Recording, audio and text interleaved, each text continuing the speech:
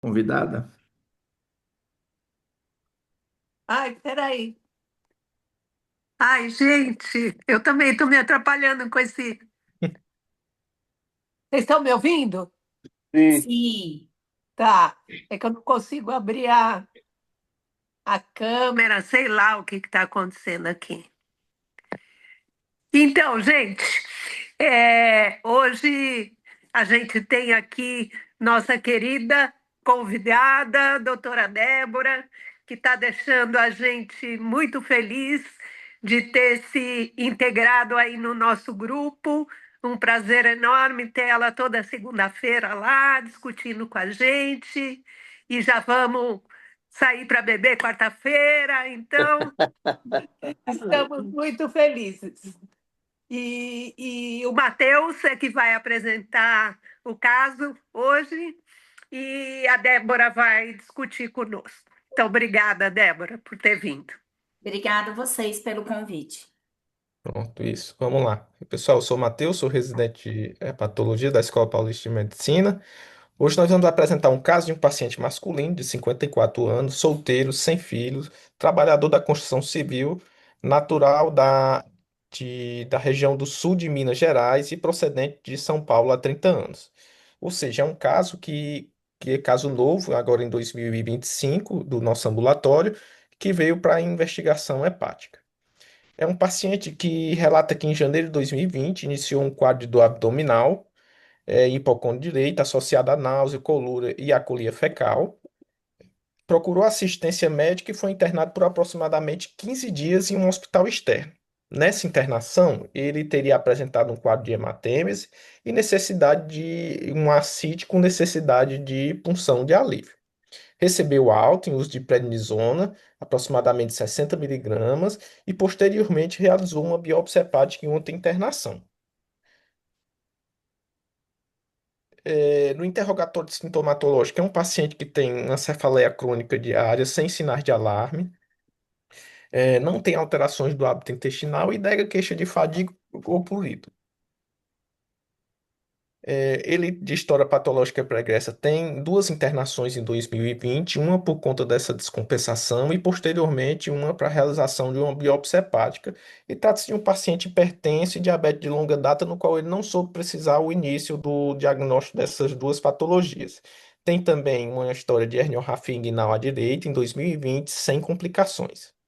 De hábitos, ele nega etilismo, nega tabagismo, nega transfusões ou tatuagem, nega consumo de chá, suplemento ou algum remédio caseiro. Ele tem história de banho de lagoa na infância, mas na região dele, do sul de Minas, não é uma área endêmica para esquistossomose. Ele não tem história familiar de consanguinidade e também não tem história de doenças hepáticas na família. Ele chegou para a gente em uso do glifage, no caso a metformina, 500 miligramas por dia, o propanolol com uso aí irregular, 40 miligramas uma vez ao dia, e a prednisona 5 miligramas ao dia, e o Sarcol numa dose de 600 miligramas ao dia, e o clonazepam. A prednisona 5 miligramas ao dia ele já estava usando há aproximadamente 2 anos. Ao exame físico, a gente viu que o meu paciente com estado geral regular, anictérico, cooperativo, orientado, eh, tinha uma ginecomastia bilateral, globoso, ruídos presentes, eritema palmar bilateral, bem perfundido as extremidades e sem outras alterações. Um peso de 82 quilos, com altura de 1,55, que dava um IMC de 35, pressões 140 por 100 e uma frequência cardíaca de 82. Eu acho que eu vou perguntar para o Antônio. Estou com saudade dele. Professor, boa Tudo bom? noite. Tudo bem? Boa noite, professor. Boa noite. É, boa noite, pessoal. Então, o quadro é um paciente de um homem de 50 anos, né? Acho que o que chama a atenção inicialmente é que ele teve em 2020 um quadro que talvez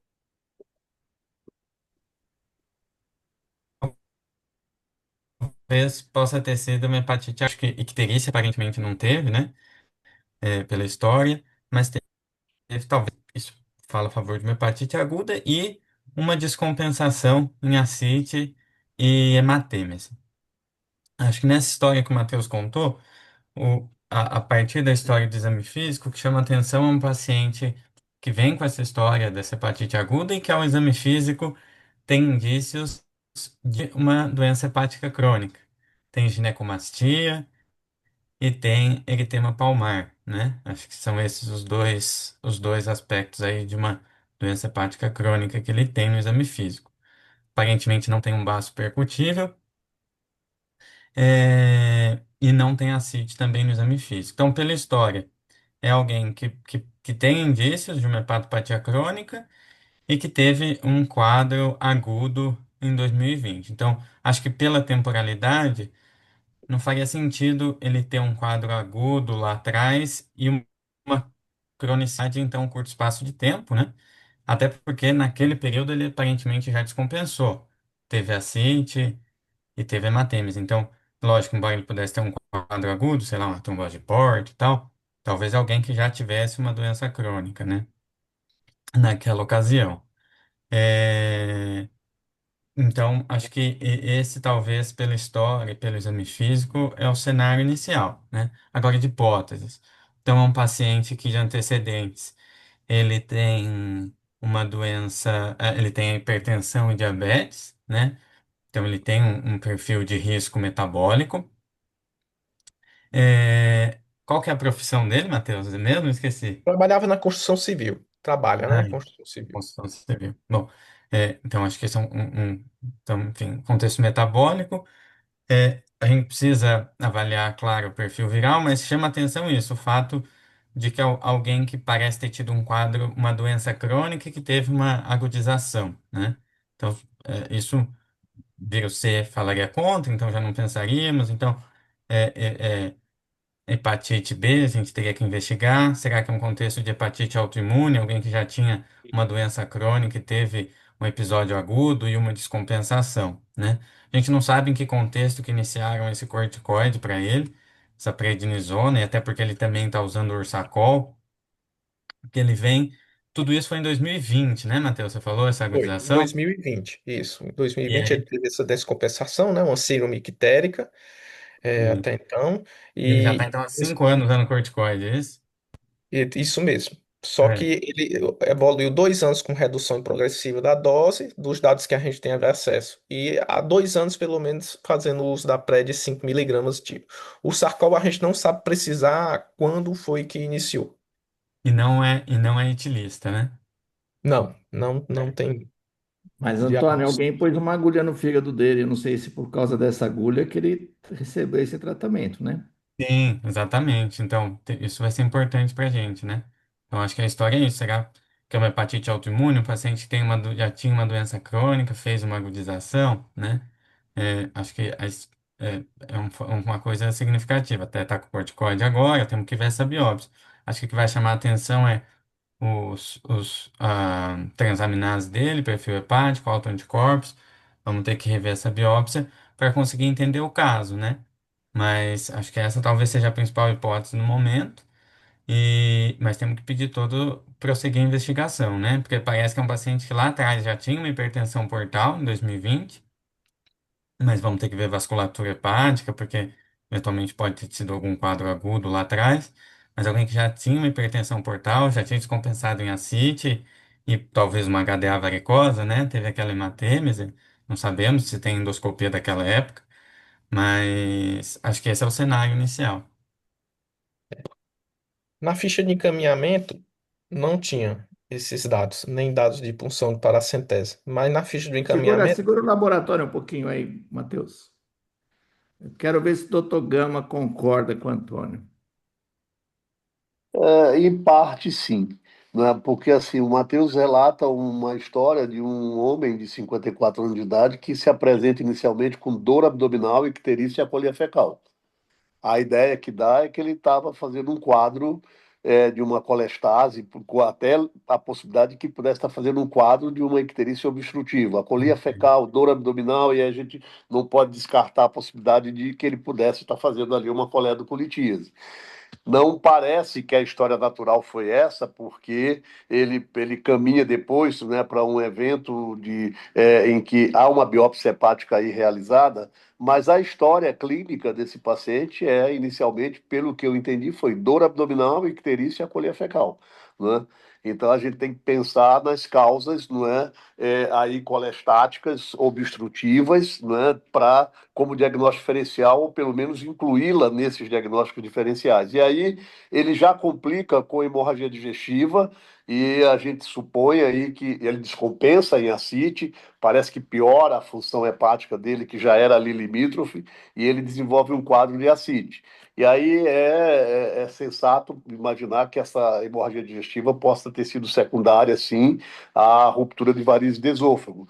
E aí a gente já teria um paciente com uma doença hepática crônica que, por um motivo ou outro, fez um flare, aí piorou, descompensou, e aí vem esse enredo que a gente precisa entender melhor com os exames, né? E uma coisa que me chama a atenção aqui, Matheus, ele era hipertenso, era diabético, e, e em termos de medicação era só glifagem e propanolol, é isso? Isso mesmo. Tá. Pessoal, posso só fazer um acréscimo? Ainda dentro do que o Gama falou, né? Eu sei o que é o caso agora, porque eu discuti o caso, mas quando o Matheus começou a me contar a história, né? Uma coisa que eu pensei muito, né? Já que ele estava num ambulatório aí de doenças autoimunes do fígado, né? Um importante diagnóstico diferencial era que ele tivesse uma CEP, né? Então, muitas vezes, esses casos de CEP, eles abrem com quadro de colangite, que poderia dar justamente o que ele teve, né? Dor abdominal, icterícia, colúria e acolia. Nem sempre tem uma história clara de febre, né? Então, quando o Matheus começou a discutir, antes de eu ver nenhum exame, né? Eu falei, nossa, será que ele teve uma colangite? E um paciente jovem, né? Ele tinha menos de 50 anos na época, por que que ele faria uma colangite? Daí eu pensei em cálculo e também lembrei de colangite esclerosante primária, né? Só reforçando o que o Gama falou, que muitas vezes a gente foca muito na hepatite, mas com um quadro de icterícia, colúria, colia, precisa descartar a obstrução biliar mesmo. Sim, sim. Principalmente por causa da dor, né? Exato. Alguém gostaria de fazer alguma outra pergunta para o Matheus? Ou tem alguma hipótese diferente das que o Antônio, o Gama e a Débora fizeram? Então, nós vamos pedir para o Matheus mostrar os exames com que ele veio ao Pronto, esses ambulatório. foram os exames da cartinha do encaminhamento que veio. Um, as sorologias negativas com exposição prévia para hepatite A, chamando a atenção a alteração importante aí de aminotransferase, né? TGP 1006, TGO 759, com aumento de bilirrubina às custas de direta. E também aumento de gama GT. Infelizmente, fosfatase alcalina não tinha na descrição, e foram esses os exames laboratoriais. E aí, Antônio? Ô, professor, então, acho que os exames mostram questão viral, nada que nos chame atenção, né? E o que mostra é que, de fato, ele teve um quadro agudo lá atrás, que eu diria que foi um predomínio de uma hepatite, né? Talvez uma hepatite aguda colestática. Fez uma bilirrubina aí de 14, às custas de direta. De fato, acho que não temos imagem de ver imagem ainda, mas eu acho que se fosse algum quadro obstrutivo e tudo, talvez o perfil de canalicular estivesse mais aumentado, predominando, né? Mas, não, como o Matheus falou, de fato, não temos gama GT. Então, eu diria que foi talvez um quadro, uma hepatite aguda mesmo lá atrás, um perfil colestático, a ferritina aumentada é só do quadro de inflamação aguda, nada que chame muito atenção nesse momento, né? E chama atenção ele ter globulinas aumentadas, né? Então, será que tem talvez uma IgG aumentada e um FAN reagente? Não temos o padrão desse FAN reagente. Então, acho que esse perfil de exames. Então, será que é um paciente que talvez tinha já uma doença é, autoimune de base, e aí fez um flare, uma agudização da doença, e embora vamos precisar ainda só de um exame de imagem para ver via biliar, né? Mas eu acho que esse é o primeiro quadro que esses exames mostram. Legal. Gama, é isso mesmo? É isso, sim. Eu acho que a gente tem um senhor de 54 anos de idade que, primariamente, no atendimento tem sinais de hepatopatia crônica, tem eritema palmar, tem ginecomastia. Então, parece que um paciente que já vem arrastando uma doença, não é, crônica, e provavelmente ele deve ter feito aí, não é, um flare dessa doença crônica, expresso uma LT de 1.100, uma ST de 759, ictérico, com predomínio de bilirrubina direta, e um quadro de uma hipergamaglobulinemia, né? Então, acho que esse raciocínio agora ele se encaixa direitinho do ponto de vista da cronologia, né? E, e aí tem um fã reagente que a gente não sabe aqui o padrão, mas aí a gente já começa a ficar com um olhar mais sensível para isso, né? O fã reagente, a hipergama que está aqui, que já foi destacada, né? E a coisa começa a criar um corpo melhor. E aí, com a Débora para fazer a discussão, então acho que esses detalhes vão se somando, né? E aí eu acho que Aí, o conceito é de uma doença hepática autoimune, e diante desse perfil aqui enzimático, hepatite autoimune, né, com doença hepática crônica certamente já avançada, e hipertensão portal clinicamente significativa, achando-se aqui que, né, ele sangrou por varizes de esôfago. Doutora Posso Maria fazer um Lúcia, complemento também, só rapidão? Assim, é claro que um paciente que tem uma doença hepática crônica, não cabe isso que eu vou falar, mas só para lembrar para os residentes, já que o Antônio comentou, né? Às vezes, numa fase inicial de uma migração de cálculo, a primeira coisa que altera é a ST e a ALT. Então, por exemplo, se ele não tivesse uma doença hepática crônica, esquece Sim, esse caso, né? Eu tô falando no geral. sim, Então, sim. assim, nos primeiros dias aumenta muito a ST e a ALT numa migração de cálculo e pode chegar nesses níveis aí até Sim. de 900, 600. Mas o que acontece? É uma queda muito rápida depois da migração de cálculos e uns 2 a 3 dias depois, daí começa a elevar fosfatase e gama. Então, só para lembrar para os meninos, é claro que não se Perfeito. aplica esse caso, não dá para pensar numa migração de cálculo para esse perfil de paciente. Agora, eu queria lembrar também que, embora ele tenha escrito aí globulinas aumentadas, a eletroforese de proteínas é normal. Então, só lembrando também, né, que o padrão ouro para a gente falar de hipergamaglobulinemia é a eletroforese de proteínas. É claro que a gente olha a globulina, costuma aumentar a globulina, mas esse resultado está meio discordante de ter globulina aumentada com eletroforese normal. Então, eu considero isso um achado discordante. Gama, você quer falar alguma coisa concordo. sobre isso? Na verdade, eu não tinha atentado aqui para esse termo aqui, eletroforese de proteína normal. Eu não Mas tinha. será que não é só o perfil normal? isso a gente não tem o gráfico da eletroforese para ver. Era isso que eu ia perguntar, doutora Maria Lúcia. A senhora concordou com os raciocínios até então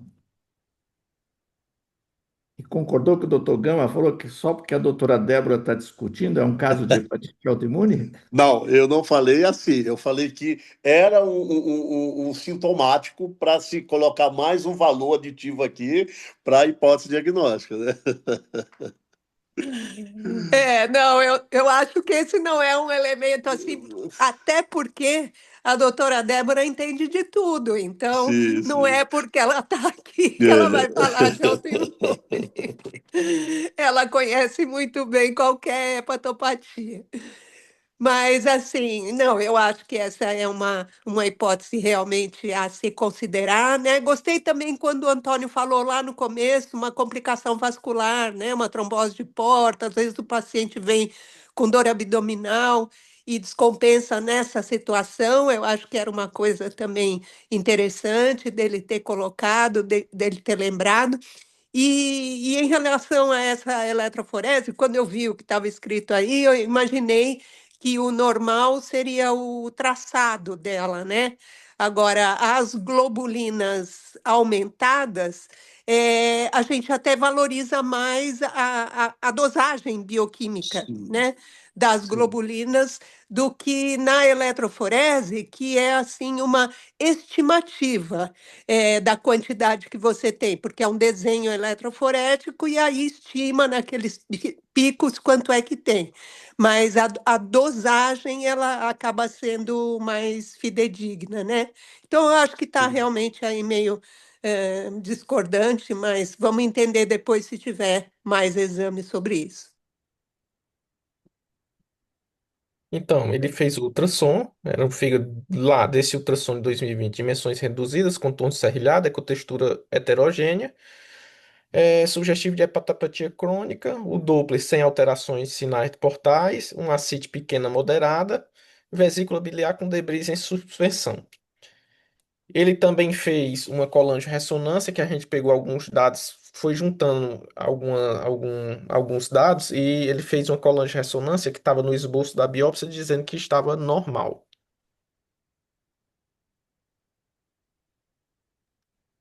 E E aí, tem, doutor Antônio, Ó, ô, o professor. ultrassom ajudou alguma hipótese sua? Afastou alguma?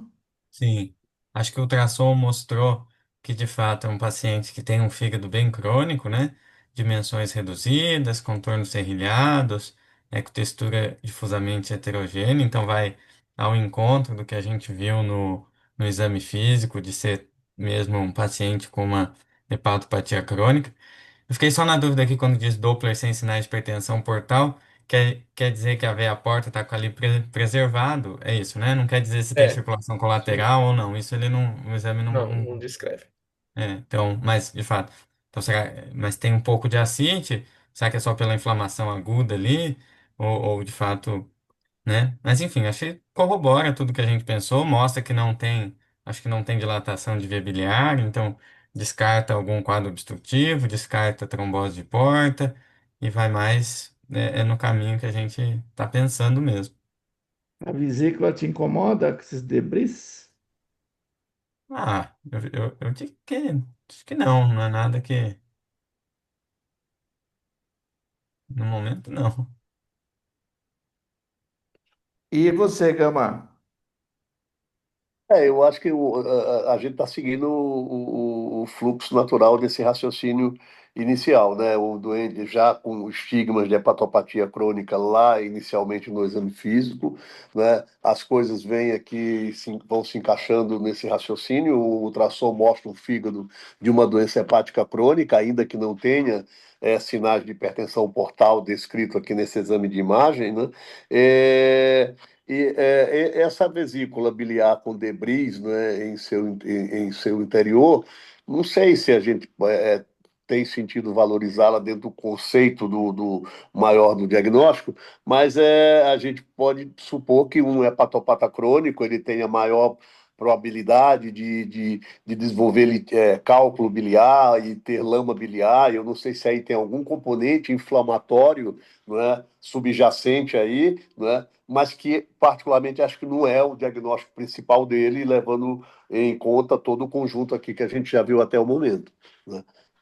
Mas É foi que a doutora interessante, a Débora Débora fez uma pergunta, foi, Gama, e foi. fez e justificou que ela não descartaria que pudesse ter havido um- Isso, uma migração de um é, cálculo, dado uma é. hipertensão ductular, subiu a enzima, Foi fez interessante confundiu um pouquinho a cabeça e, pensando em e hepatite. Foi interessante o que a Débora destacou lá atrás, porque a gente de vez em quando vê isso na prática clínica, né? Se surpreender com um quadro de dor abdominal aguda, né, com elevação de aminotransferases, e aí encaixar esse diagnóstico numa coleta de Litias. Mas aí, como ela bem colocou, né, essa queda mais abrupta das aminotransferases é uma marca desse processo obstrutivo transitório, né? O que não aconteceu, ou eu não vi se aqui, né, houve uma sequência de exames, me parece Não, que o não. Matheus ainda não apresentou Ela não essa. apresentou, né? Tá. E aí a Mas gente poderia. também Desculpa, Sim, Débora. Gama, fala aí. Não, é só Não, porque não. também é estranho se fosse uma migração de cálculo, a bilirrubina chegar a 14, né? É, é, Normalmente o cálculo migra. Numa fase, se ele tivesse com uma bilirrubina de 14, aí eu já esperava uma fosfatase alcalina e gama GT bem mais altas. altas. É, O isso. problema é que a gente não tem a fosfatase alcalina desse momento, Isso, né? Ele tinha uma isso. gama GT de 700, mas a gente Perfeito. não tem fosfatase alcalina. Mas não é muito comum uma migração de cálculo da 14 de bilirrubina, e com os achados ultrassonográficos, acho que ajuda bastante a gente, né? Perfeito. Lembra da tese do Wagner, Edu, que você começou a orientar? Lembra desses quadros obstrutivos com aminotransferases bem elevadas, né? É. Então, eu não sei se a gente pensaria em alguma coisa mais parenquimatosa do que obstrutiva com impacto biliar e subindo aminotransferase, por causa dessa ferritina de 2000. Será que isso não é mais coisa que foi parenquimatoso mesmo, uma inflamação, eventualmente uma exacerbação aguda de um processo autoimune Sim. chegou até a descompensar, né? Sangrar, fazer ascite. É. Daí joga um fã, daí eu pensaria talvez mais, ficaria na autoimune, não sei, É. apesar de. Eu acho que eu vou junto com o senhor também. Eu acho que o mais provável, essa ferritina de 2000, ela é de atividade inflamatória aí, né, nesse momento. Se ele fez, se a gente considerar que é um paciente que ele marca uma história de uma doença hepática crônica, ele tem ginecomastia, ele tem eritema palmar, ele tem um fígado de doença crônica, e de repente ele é surpreendido com algum fator, com alguma agressão aguda, que faz esse flare e as transaminases vão para mais de 10 vezes o limite superior do normal, né? E a ferritina vem coincidindo com essa resposta inflamatória aguda que ele fez. Eu acho que o conjunto das coisas falam mais ou menos, acho que essa linguagem. Certo, então nós vamos lá para a biópsia. Então, 2020, aí foi por volta no início do ano. Será que a gente já teria biopsiado agora, Matheus? Como? Se você Não, tivesse não, não, acredito pilotando que lá em não. 2020, agora que você é um jovem hepatologista, você E partiria já para biopsiador, uma né? biópsia, você exploraria mais algumas coisas?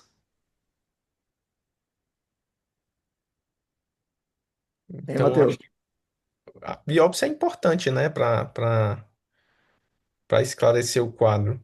Mas eu ressaltando, ele fez uma colagem de ressonância também com a descrição que estava normal. Então vamos ver a biópsia. Peraí, posso falar uma Então, coisa antes? Só lembrando, né, que o último guideline de autoimune do ISO desse ano sugere que toda suspeita de autoimune faça biópsia. isso. Então, assim, às vezes o que acontece, né, por exemplo, é um paciente que tem ascite. Então, muitas vezes, quando a gente pega um quadro de uma apresentação aguda grave de hepatite autoimune com coagulopatia, icterícia e muitas vezes com ascite, a gente começa o tratamento, melhora quando, assim, sempre descartar outras causas, né, descartar vírus, descartar DILI, descartar outras causas para elevação de enzimas hepáticas, que nem o paciente, né? Tinha uma globulina aumentada e um FAN. Talvez, vendo o paciente nesse momento, eu começaria o corticoide, ver se ele ganha função, avalia a resposta com 7 dias. Melhorou a função com 7 dias, manteria o tratamento, espera enxugar a CIT e biopsia. Então, assim, tem um delta entre a melhora bioquímica e histológica de uma autoimune de até 6 meses. Pode ser que, se a gente espera aí 20 a 30 dias para biopsiar, numa fase de menor risco, às vezes esse paciente não tem tanto plasmócitos na biópsia, mas ele ainda vai ter bastante inflamação e você vai Hum. conseguir fechar o diagnóstico. Então, às vezes, por exemplo, ele com ascite, eu não sei como era o RNI, mas a bilirrubina estava 14, né? Então, era um caso que não daria para biopsiar numa fase aguda, né? Então, descartei vírus, descartei causa vascular, descartei o DILI, né? Daí tem um FAM positivo. Talvez eu começasse corticoide, reavalie a resposta com 7 dias, que é a recomendação para hepatite aguda grave. Melhorou, fica Não melhorou, daí talvez saísse e biopsiaria, aí você precisaria fazer uma biópsia transjugular por conta da ascite, né? Daí isso vai dificultando o acesso, né, para a gente conseguir fazer essa biópsia. Eu só acho que é, antes da biópsia, se a gente pudesse, né, era ter uma IgG, ter o padrão desse fã Desse e fã, ter o restante, né, dos os autoanticorpos, ter autoanticorpos. músculo liso e tal. Mas, sem dúvida, a biópsia é super indicada. Mas o ideal seria ter mais esses outros elementos aí para ajudar a gente no diagnóstico. E a gente tem, Matheus? Tem. A gente tem o antimúsculo liso é negativo dele. Sim. É, então, a gente tem uma biópsia de 2020. Ele internou em outro hospital em meses depois para fazer essa biópsia. Que essa biópsia veio o laudo. Parece que foi uma biópsia que veio o laudo com necrose de hepatócito associada à proliferação ductular reparativa, infiltrado inflamatório linfoplasmocitário com esparsos eosinófilos, balonização hepatocitária acentuada, com anisocariose e espaços hepatócitos multinucleados. Focos de necrose lírica de hepatócitos em áreas preservadas do parênquima, presença de esboço de pseudo-rosetas hepatocitárias, ocasionais hepatócitos apoptóticos, siderose grau 1 em hepatócito e célula de Kupffer, e a avaliação das colorações de picocílios e tricônio de Manson revela a coloração mais pálida nas áreas de necrose em comparação com os espaços porta, indicando um processo agudo, subagudo e também com colapso da trama reticulínica. E aí, Antônio, você que pediu a biópsia? Ô, professor, bom, acho que a biópsia, em primeiro lugar, a gente está tão acostumado a ver a descrição a nossa aqui, né? Mas, primeiro, ele não fala muito se a gente for seguir a ordem, né? De espaço porta, ele não diz aparentemente qual é o grau de fibrose, né? É, se já é um paciente, assim, a gente imagina que já seja um paciente com doença avançada, né? Mas em nenhum lugar ele fala de fibrose, né? Ele Antônio, fala, essa penúltima avaliação aí, o tricrômio de Masson, ele avalia a fibrose. E ele então, acaba concluindo que talvez seja um colapso da trama mais do que fibrose. Ele fala que tem áreas mais pálidas nas áreas de necrose, talvez considerando, em vez de ser um quadro crônico com fibrose estabelecida, talvez seja um quadro agudo importante com uma necrose maciça que faz um colapso ali. E eu acho que daí uhum, não pega a cor do tricrômio, né? Que fica aquele vermelho e azul que a gente está acostumado a ver. uhum. Mas é que ele não deixa claro, É né? Se isso, não tem é fibrose, isso, né? doutora Lúcia. Mas e daí no de infiltrado inflamatório, ele diz, né? Infiltrado inflamatório linfoplasmocitário. Também aqui ele não diz que é no espaço porta, né? É porque ele fala necrose hepatosta associada à proliferação ductular reparativa, infiltrado inflamatório linfoplasmocitário. Mas acredito que seja talvez no espaço porta, para a gente pensar então em infiltrado linfoplasmocitário portal, né? Mas de fato tem as pseudo-rosetas, então fala a favor de um quadro agudo. Aparentemente, de fato, está bem inflamado, né? Eu não sei o que seria uma necrose lírica, mas É É lítica, lítica, É lítica, lítica, é lítica. lítica. Lítica. lítica. ah, tá. É que tá lírica, né? É, Tá. Mas Eu ia enfim. perguntar a mesma coisa, Antônio. Eu falei o que significa necrose lírica. É lítica, né? Necrose lírica. Lítica. É. Mas então acho que é um infiltrado linfoplasmocitário, um quadro agudo, uma hepatite intensa, tem pseudorosetas. Acho que fala a favor, né? Só fiquei nessa dúvida mesmo da fibrose. Posso só fazer um comentário em relação ao que o Antônio Uhum. falou, né? Assim, às vezes, nesses quadros de hepatite aguda grave, a gente está falando de hepatite apresentação aguda grave de uma Sim. autoimune, né? A gente pode pensar se é realmente uma apresentação aguda grave ou se é uma agudização de uma doença hepática crônica. É. Mas como você tem esse colapso da trama reticulínica, você tem uma alteração da morfogênese hepática, né? Da morfologia hepática. Então, você pode, nos casos de insuficiência hepática aguda grave, com apresentação subaguda, com mais de 4 semanas de duração da icterícia, você pode ter um fígado que parece uma doença crônica. Crônica, né? Então, a gente, com a CIT, e a CIT não é muito assim, aquele mesmo mecanismo de um paciente cirrótico que faz a CIT, é justamente porque você tem esse colapso da trama reticulínica e você acaba fazendo como se fosse uma hipertensão portal, mas sem fibrose. Então, a gente tem, assim, um caso aqui no HC que fez uma apresentação aguda grave com 3 meses de duração da história, e daí era interessante, acho que a gente não tem esse dado na história. Quanto tempo que o paciente teve de icterícia antes dele ser submetido a algum tratamento, né? Mas às vezes a paciente evolui com ascite, um fígado reduzido em 3 meses, né? Quando é um quadro de hepatite autoimune. Então não me estranha não ter evidência de uma fibrose avançada, mas com esse achado de colapso da trama Lápis da reticulínica ter ascite. Isso não me Sim, causa estranheza. sim, perfeito. Exato.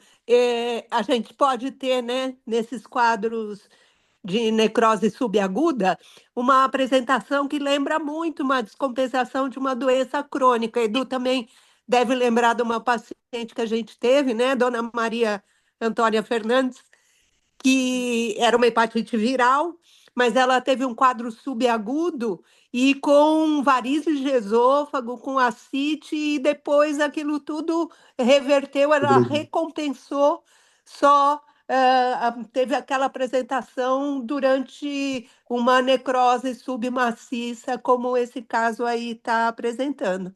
É bem Perfeito. interessante, pode ser mesmo que não seja uma doença crônica avançada. Crônica, E, Matheus, o patologista, ele colocou Conclui. alguma nota ou Conclui. fez só o Observa-se descritivo? processo necroinflamatório ativo no parênquima hepático, hepatite em atividade.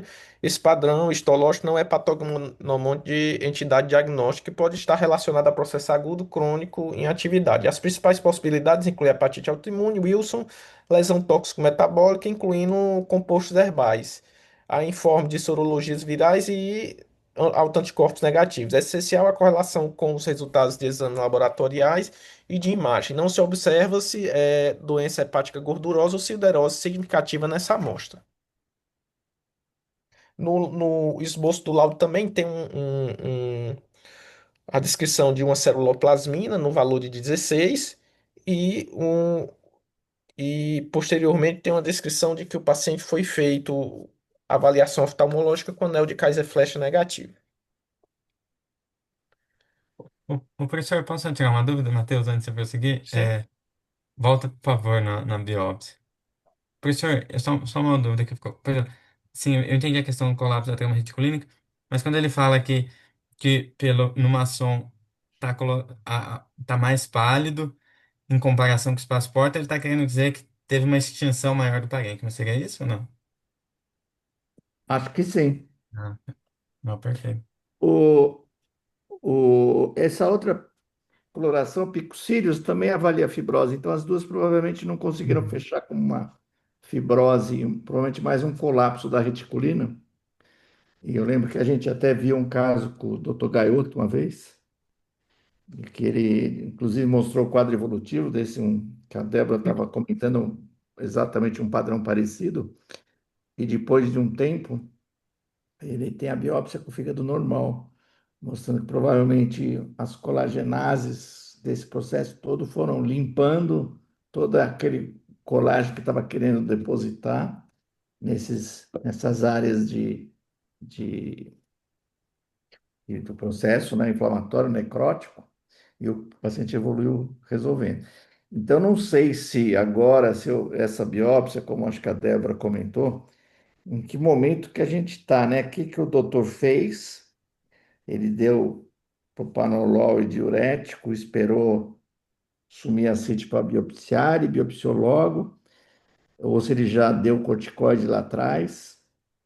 A gente não sabe exatamente, não sei qual que é o delta T entre a biópsia apesar de ter sido também em 2020, e aquela apresentação aguda ictérica, né? Você conseguiu, pelas datas, entender, Matheus? Ó, foi de recebeu alta, pelo que deu para entender, aproximadamente com 60 miligramas de prednisona, né? Até o fato o caso iniciou mais ou menos em fevereiro, para ali janeiro, fevereiro, e ele conseguiu biopsiar 3 meses depois, o que aparenta. Isso ele internou para até a associação que eu tive, poxa, 2020 era a pandemia, né? Imagine a dificuldade que foi aí. Mas parecendo ser uma apresentação mais aguda mesmo, com um padrão Isso. de prosa importante, né? E aí, Agora, como é que... em relação à suspeita, passa o próximo, Matheus. Doença de Wilson não bate muito, né? Embora seja um dos diagnósticos diferenciais e talvez eles tenham suspeitado por conta daquela esteatose e balonização que tinha na biópsia, né? Muitas vezes doença de Wilson pode mimetizar uma esteatohepatite na biópsia, né? Mas a doença de Wilson, mesmo numa insuficiência hepática aguda grave não costuma chegar a enzimas de 900, né? Eita. E um paciente que tivesse um quadro de doença de Wilson com 14 de bilirrubina e 900 de enzima sem tratamento específico, talvez já tivesse até morrido, né? Então, só lembrando que é uma informação importante, não tem muito a ver com o tema de hoje, né? Mas só lembrando qual é a apresentação mais clássica de uma fulminante ou uma apresentação aguda grave por doença de Wilson, né? É mais comum em mulheres, ao redor na faixa de adolescência, com anemia hemolítica autoimune, normalmente, desculpa, com anemia hemolítica cúmplice Política. negativo, né? Cúmplice. Então, é uma anemia hemolítica pelo excesso de cobre, né? E costuma dar enzimas altas, mas o mais comum aí, a paciente às vezes fulmina com 400, 500 de enzima. E a grande marca é uma fosfatase alcalina muito baixa, que o Gama até procurou outro dia por que que a fosfatase alcalina era baixa e eu vou deixar para ele falar. Então, assim, é o quadro mais comum, né? Não bate muito com o histórico dele, né? Acho que eu acredito que ele colocou essa doença de Wilson aí por conta da esteatose e balonização, que poderia ter sido induzida pelo próprio corticoide, né? 60 miligramas por dia. A gente não sabe que dose que ele usou, mas 3 meses, né? Então, sei lá. Gama, você quer completar o que eu falei?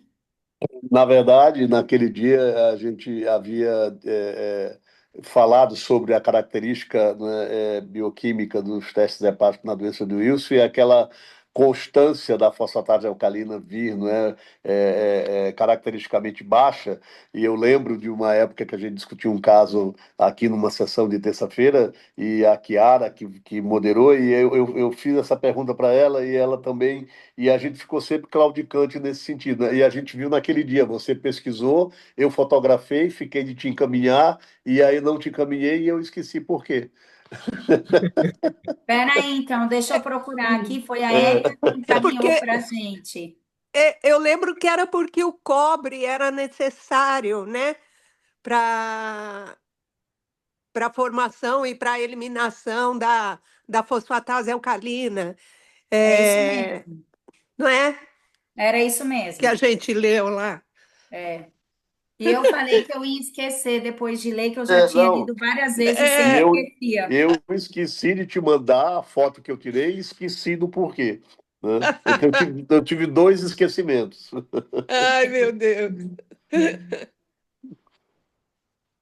Então vamos lá. A gente pega o paciente usando 5 miligramas de prednisona há pelo menos 2 anos. O ácido desoxicol, nós temos a interrogação de quando foi iniciado, usando uma dose de 600 miligramas, diz que dá 7,3 miligramas por quilo dia. A gente vê pelos exames laboratoriais de 2024 e tem aqui da primeira consulta, a segunda e a terceira, né? A gente vê o quê? Que tem um paciente que não tem um HB normal, tem um VCM com tendência elevado. A gente vê que plaquetas normais, os níveis de aminotransferase também normais e com fosfatase alcalina e gama GT normais. Bilirrubina normal, uma albumina de 4,5, 4,2, o INR também, alfa-feto também normal e o IgG normal. Esse aqui é da última consulta dele. A gente vê do perfil metabólico ureia e creatinina também normais, sem alterações importantes na glicemia, um colesterol total um pouco elevado, com aumento de triglicerídeos, TSH normal, T4 livre e o PSA normal. Nós repetimos os autoanticorpos e também todos os autoanticorpos negativos.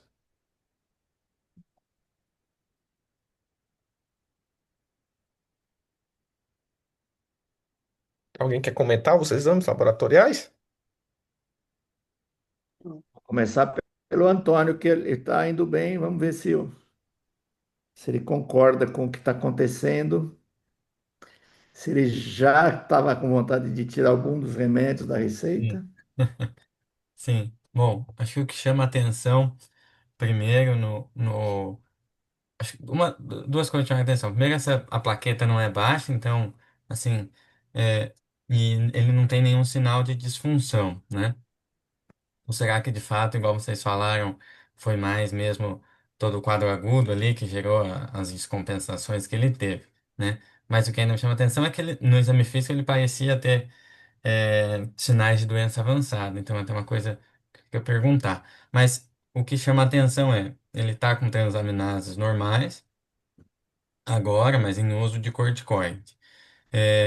E canaliculares também normais. Eu acho que o Ursacol é um remédio que a gente vai ter que suspender no momento, não há nenhuma indicação para uso, né? Nossa hipótese é hepatite autoimune e, e, tá completamente normal, né? Então, as canaliculares. Então, acho que o Ursacol a gente vai suspender. Agora, IgG tá normal, transaminases estão normais. Talvez porque, né, de fato, ele está tratando, embora esteja aí só com corticoide e há muitos anos já, né? É, então, acho que parece estar uma doença que está sendo tratada. Chama atenção os autoanticorpos agora todos negativos, né? Fã negativo. Na verdade, todos os autoanticorpos já eram negativos, né? A única coisa que a gente tinha positivo era o fã, né, Matheus? Dos anteriores, é. Bom, o que pode acontecer, né? Então, tínhamos um positivo, a biópsia é sugestiva, mas acho que até o momento, acho que talvez suspender então o Ursacol agora, avaliar uma segunda droga para ir retirando essa prednisona e, e acho que é isso no momento, né? Chama atenção esse VCM um pouco mais alto, de fato, com um HB normal, então ele tende à macrocitose, aí acho que teria que investigar outras coisas, né? H. pylori, enfim, no- algum outro déficit nesse sentido, né? É, solicitar B12 e tudo mais, também para ver se tem alguma coisa. E eu repetiria o exame de imagem só para ver se há algum outro indício de hipertensão portal, porque de fato me chamou a atenção no exame físico ele já ter sinais de cronicidade, mas aparentemente não tanto, se a gente for ver, não tinha hipertensão portal, assim, a gente só tá vendo por plaqueta, né? Mas assim, aparentemente nada além que chame a atenção. Mas acho que eu suspenderia o Ursacol e faria essas condutas. Então, ele repete ultrassom com fígado de dimensões normais, borda rombo, contorno serrilhado e ecotextura difusidamente heterogênea, sem alterações na veia porta e suprahepática, com facilidade suprahepática PEV, facilidade reduzida, esplênica PEV, calibre preservado, sem dilatações via biliares, ausência de circulação colateral, uma vesícula biliar também sem alterações sugestivas de cálculo interior, o baço apresentando volume com textura normal, com índice esplênico de 30. Ausência de líquido livre no abdômen superior, e ele conclui com opinião de sinais de hepatopatia parenquimatosa crônica. Bom, o ultrassom, de fato, parece ser um fígado crônico e veia porta está no limite, né? 1,2. Mas não fala de circulação colateral, não fala de nada, baço normal. Então, de fato, parece ser mesmo o que vocês comentaram lá de um quadro mais agudo, né? Chama atenção só, para mim ainda, porque ele tem um eritema palmar e ginecomastia, né? Mas lembrando que ele é um paciente obeso, né? Ah, ele é obeso? Ah, É, tá. deve ser Pode estar 35, associado, né? né? É verdade. Então, o que fazer? Um homem de 54 anos com abertura de um quadro de hepatite aguda, autoanticorpos, sorologias negativas e com boa resposta à corticoterapia e o ácido desoxicólico aí já com um longo período de uso, pelo menos 2 anos, né? E aí, Gama, o que fazer? Eu acho que talvez a gente não tenha tanta dúvida em relação ao diagnóstico, mas se a gente pudesse colocar ele no score, não é? Para ver a pontuação dele e bater se há dados fortes aí, porque o que nós temos, na verdade, é uma biópsia hepática, não é? Que diz ali de características de uma doença hepática com possibilidade de uma hepatite autoimune, com uma resposta excelente ao corticoide e que ficou fazendo ali durante 2020, 2024, 4 ou 5 anos de corticoide, ainda que agora esteja numa dose pequena, né? Salvo engano, acho que ele está com 5 miligramas, né, de prednisona, não é isso, Matheus? Isso, 5 mg.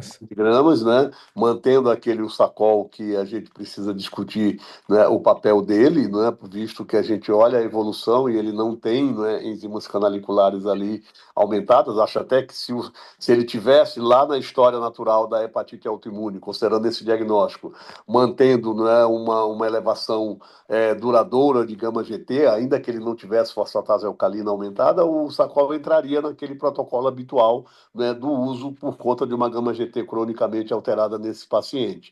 Acho que agora o que fazer com esse paciente é qual o impacto desse corticoide, não é, na saúde óssea desse paciente. Em momento nenhum a gente viu aqui, não é, uma densitometria óssea, não é, o quanto ele tem, não é, de osteopenia e ou osteoporose, porque ele fez durante 5 anos corticoide ou 4 anos corticoide, não é? O impacto desse corticoide na saúde óssea desse paciente. Acho que a primeira coisa é olhar para a saúde óssea dele. A segunda é, né, tentar remanejar, né, esse corticoide, pensando, obviamente, né, em reajustar o tratamento dele, né, olhando para aquele protocolo tradicional que é, né, e a azatioprina, né? Por que não entrou lá no início? Por que decidiram o corticoide cronicamente aí por 4 anos?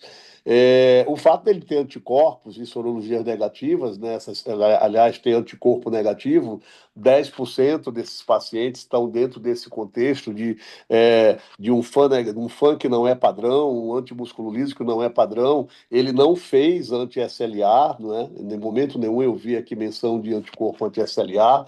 Ele não fez também anti-LKM1, apesar de saber-se que o anticorpo anti-LKM1 seria, obviamente, um marcador mais da hepatite autoimune tipo 2 lá na infância, enfim, mas ele não fez o painel de autoanticorpos, né, plenos que a gente esperaria que ele fizesse. Ele ficou ali no antimúsculo liso e no FAN pelo ponto final.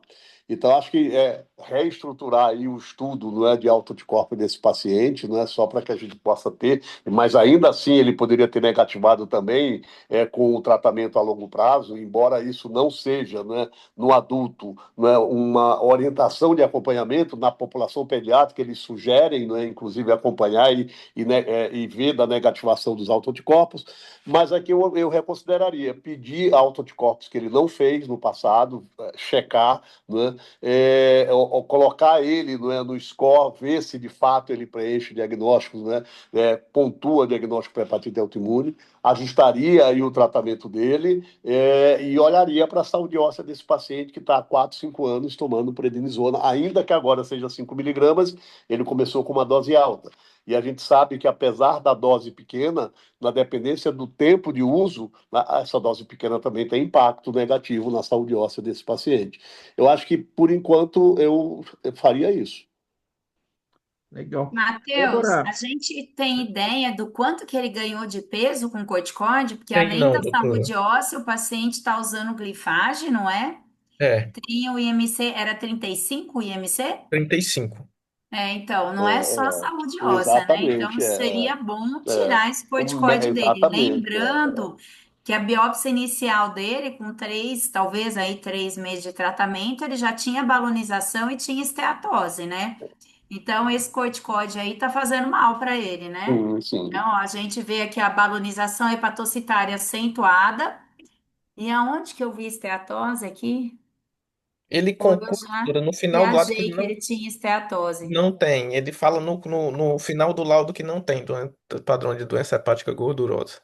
É, então, eu tenho aí uma balonização, né? Ele Hum, estava com corticoide em dose alta, até por conta do IMC, né? Do uso aí do diabetes e do uso do glifage, talvez fosse interessante mesmo sair esse corticoide.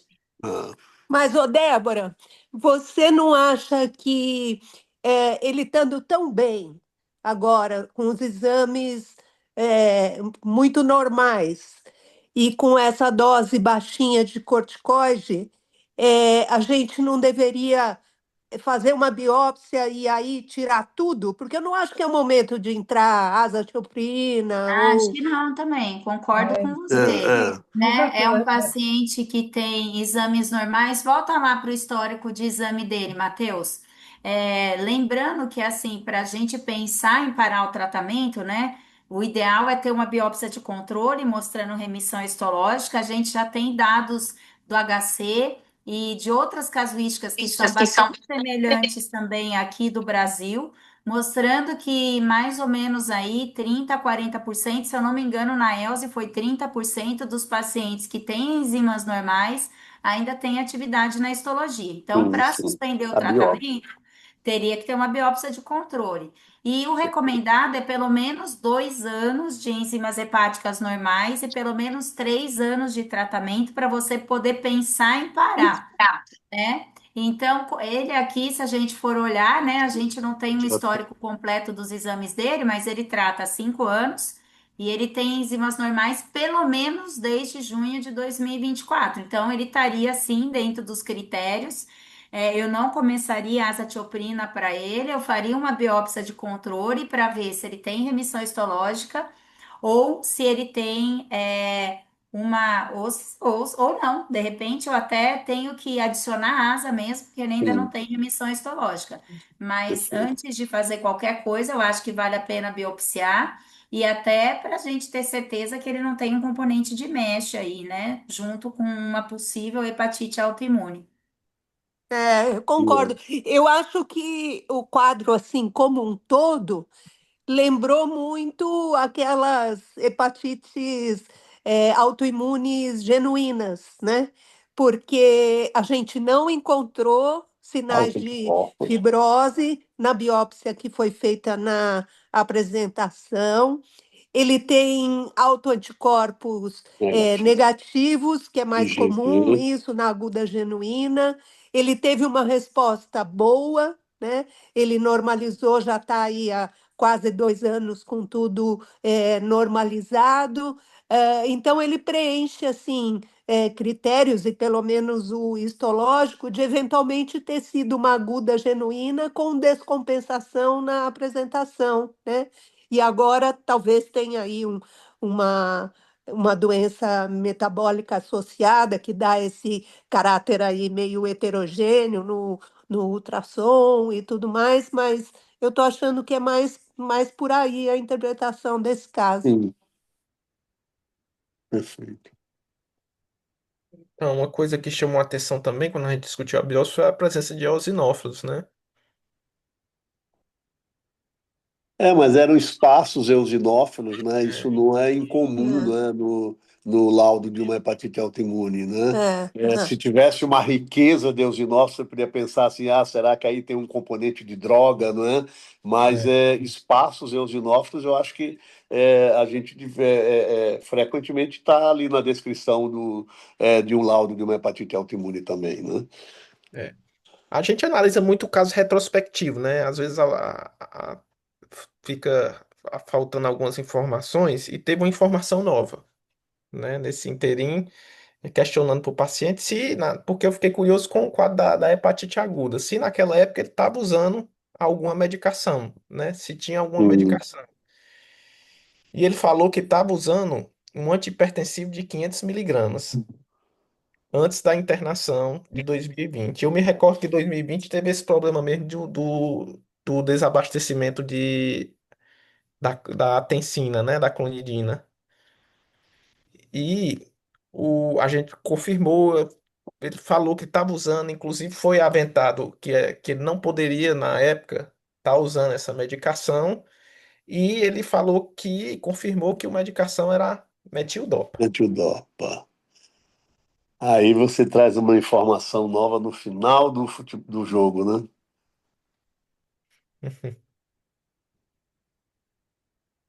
É para dar mais emoção na discussão do É, caso. é, perfeito. E aí, alguém quer falar alguma coisa? Senão eu fiz alguns pequenos 3 slides sobre a metildopa. Vocês querem, Edu, você quer perguntar alguma coisa Não, para não, alguém? acho que estava ótimo. Aquela hora eu ia te perguntar se você não ia querer uma biópsia, que a Lúcia acabou sugerindo, que eu acho que seria legal a gente fazer. E acho que agora, com essa possibilidade de, eventualmente, a gente ter uma outra causa para aquele quadro agudo meio grave que ele teve e ele está se recuperando, né? E lembrando que a metildopa era a nossa segunda droga após o diurético na nossa época de jovem, né, doutora Maria Lúcia? Então eu vou aproveitar. Tem É mais isso. algum slide aí, Matheus? Tem não, doutora. Tem. Tá, então eu vou compartilhar. São 3 slides, tá? Eu prometo ir bem Ok. rapidinho.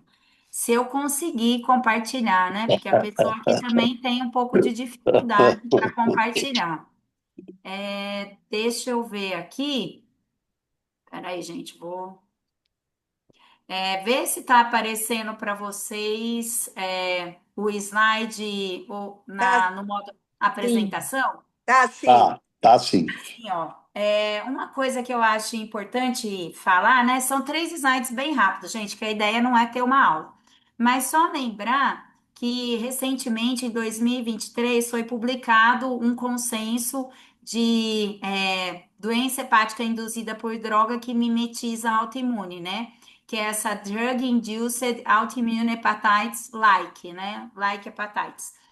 E daí, assim, esse padrão de lesão, ao lado de todos os outros aí que a gente tem, né, desde uma hepatite aguda, uma hepatite mista colestática, síndrome de hipersensibilidade, que a gente sabe todos os padrões que uma hepatite medicamentosa pode assumir, o padrão de hepatite autoimune é responsável por 3 a 8,8% dos casos de DIRI, e no registro espanhol, que é um dos mais mencionados, correspondeu a 1,2% dos casos.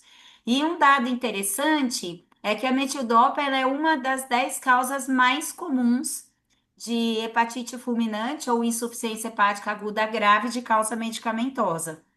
E ela pode dar 2 tipos de lesão: uma lesão aguda, que acontece no período de 2 a 12 semanas, e que normalmente dá um quadro que mimetiza uma hepatite viral, e que normalmente você suspende a medicação e o paciente melhora. E uma lesão crônica, que pode acontecer até 6 meses a vários anos, que tem um início mais insidioso, com letargia, astenia, fadiga e eventualmente com ou sem icterícia, e habitualmente a lesão da metildopa você tem uma recuperação em 4 a 12 semanas depois que você suspende a droga. Quando a gente pensa em uma hepatite autoimune induzida por droga, você suspende a droga e vai avaliar se vai dar ou não imunossupressão, e a imunossupressão vai ser definida conforme principalmente a função hepática e se o paciente melhora ou não com a suspensão da droga. Lembrando que pode demorar até 12 semanas, por isso que tem que avaliar a função hepática. Às vezes é melhor você fazer um curso de corticoide. E na maioria das vezes, quando é uma doença, uma DIRI que está mimetizando uma autoimune, você suspende a medicação e não recidiva, ao contrário da hepatite autoimune que recidiva com a suspensão da imunossupressão em 80% dos casos. E daí tem outras drogas que também podem mimetizar a autoimune, e eu achei interessante da gente pôr aqui. Aqui não é minoclínica, é minociclina, a Isso. nitrofurantoína, o interferon, né? o infliximab. A própria vacina de Covid teve alguns relatos de hepatite autoimune pós-vacina de Covid. As estatinas, particularmente a atorvastatina, mas já tem alguns relatos de caso com rosuvastatina também. Imatinib e os inibidores de checkpoint. E daí é legal porque esse guideline ele tenta propor um fluxograma para esses casos, né? Que daí, se o paciente tem uma lesão hepática que lembra uma hepatite autoimune, normalmente positivo os autoanticorpos e eleva a IgG como uma autoimune clássica. É muito difícil diferenciar. Então, você vai ter que estabelecer a relação temporal com o início da medicação. E eles falam, os achados são muito parecidos, com positividade de autoanticorpos, IgG alta. Muitas vezes essa positividade dos autoanticorpos dá título baixo, 1/40, 1/80. E tem-se uma ideia de que essa indução de autoimunidade é por algum metabólito da droga que mimetizaria autoantígenos hepáticos e desencadearia uma resposta autoimune. E daí a biópsia também tem os Muito mesmos parecido. achados, como a gente viu nesse caso. Então, a grande diferença é que normalmente quando você tem uma fibrose avançada ou um quadro de cirrose, você vai pensar mais numa hepatite autoimune. E daí é isso aqui, ó. Se você tem uma suspeita de que seja induzida por droga, você vai suspender e vai avaliar se você vai ou não fazer biópsia hepática. Se suspendeu e tá tudo melhor, você espera. Suspendeu e não melhora, aí seria interessante biopsiar. E aí você pode justamente considerar a imunossupressão, principalmente conforme a função hepática, se o paciente está progredindo com piora de função hepática vindo pela bilirrubina e RNI, né? E depois você pode suspender. Então, assim, eu fiquei pensando que esse poderia ser o caso do nosso paciente. E esse Perfeito. artigo aqui é bastante interessante, seria interessante que quem quiser se aprofundar mais, leia. Ele fala que a gente tem que lembrar da possibilidade de ser induzido por droga, mas que muitas vezes você não consegue diferenciar pelos achados laboratoriais e achados histológicos. Não tem nenhum marcador específico que permita diferenciar uma autoimune de verdade com uma DIRI com aspectos de autoimunidade.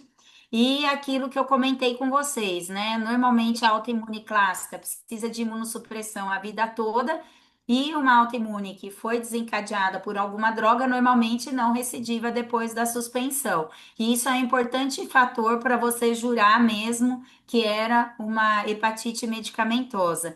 E daí, lembrando, né, que se o paciente tem uma fibrose mais avançada, que aí possivelmente é mais uma autoimune clássica do que uma autoimune com achados com uma hepatite medicamentosa com achados de autoimunidade. Perfeito.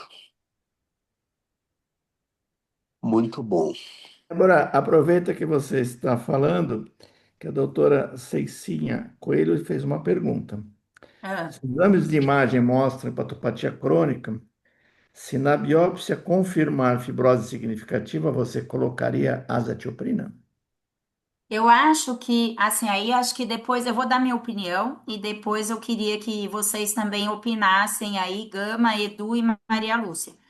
O que eu faria nesse caso? Eu biopsiaria. Tá sem, eu não tenho certeza de quanto tempo ele tomou de metildopa, porque dependendo quanto tempo você toma de metildopa, ele poderia já ter uma fibrose mais Sim. significativa. Eu avaliaria muito a presença ou não de atividade inflamatória. Então, se ele não tivesse atividade inflamatória, eu tentaria suspender o corticoide para ver se ele ia recidivar. Se ele não recidivar, eu vou achar que foi do uso da A metildopa, mesmo que medicação. ele tenha um F3. Agora, se tiver atividade inflamatória ainda, eu daria Graças azatioprina e aí eu começaria a pensar que é mais uma autoimune, porque ele já está há 5 anos sem a metildopa, né? E agora, se ele tivesse sem atividade inflamatória, eu tentaria parar sem dar asa e veria o que acontece. Recidivou? Aí é mais uma autoimune e essa metildopa talvez tenha sido um agente simultâneo aí que talvez fez a sim. doença se manifestar, mas aí eu trataria como uma autoimune clássica. Eu não tenho muito medo de suspender o tratamento conforme o grau de fibrose. Mesmo numa autoimune clássica, mesmo talvez aí seja um pouquinho diferente das duas escolas, né? Mas a gente não tem muito medo de parar. Se o paciente tiver uma cirrose compensada, né, a gente para, vai avaliando mês a mês, e se ele recidivar, aumentou a enzima acima de 3 vezes, a gente reinicia o tratamento. Então, eu não teria muito medo de parar, nem que fosse uma autoimune clássica. Com essa metildopa aí, eu acho que a gente tem que tentar dar uma chance para ele se ele não tiver atividade na histologia. Eu faria a mesma coisa que Bacana. você. Perfeito. E a gente também biopsia cirrótico compensado e Sim. principalmente sem hipertensão portal para parar também. Então, eu acho que a gente, de repente, faz meio parecido, mas nesse caso faria exatamente o que você falou.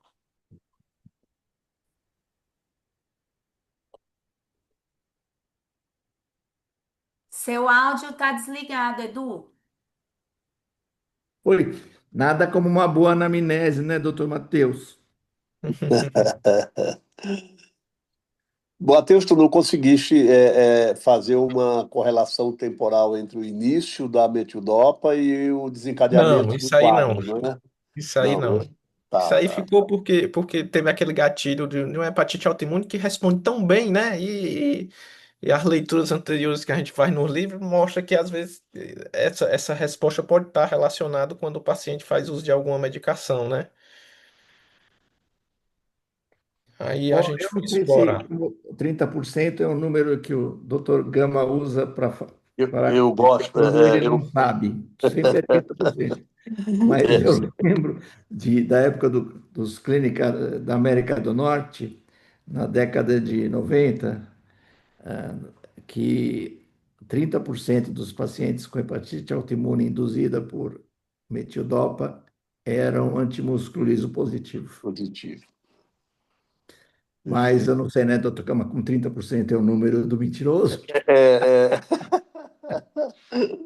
Essa questão da casualidade é interessante, porque eu falei assim, do metildopa, geralmente você vê assim, entre o início, né, do uso da medicação, período entre 2 a 12 semanas de uso, né, é que esse conceito da autoimunidade se estabelece, né? Então, essa questão da correlação temporal, mas que a gente, claro, nem sempre tem em mãos, né? E o Matheus também suprimiu essa informação e jogou agora no final. Foi só por curiosidade mesmo, saber assim, se ele tinha essa relação quando comecei e quanto tempo depois eu fiz a doença que foi expressa aqui no caso clínico, né? Mas é interessante, muito interessante.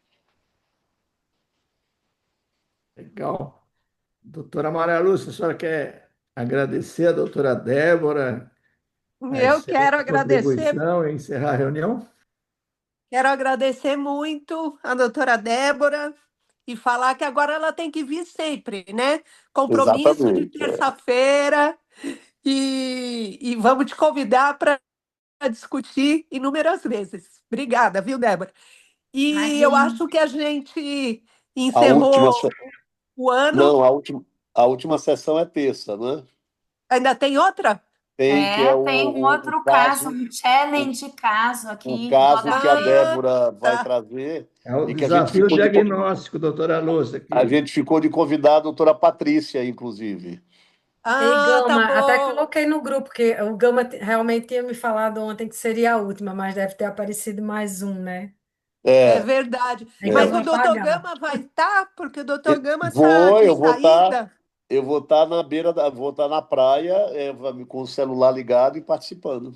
Ah, então tá Ó, ótimo. e é um caso para os residentes que estão aí para motivar os assistentes, é um caso bem desafiador que a gente Ixi, viu aqui na interconsulta do é. HC. Não é doença autoimune do fígado, Pois apesar de é. eu falar bastante de hepatite autoimune, não é doença autoimune e é um caso completamente desafiador que eu até conto com vocês aí para me ajudar um pouquinho mais.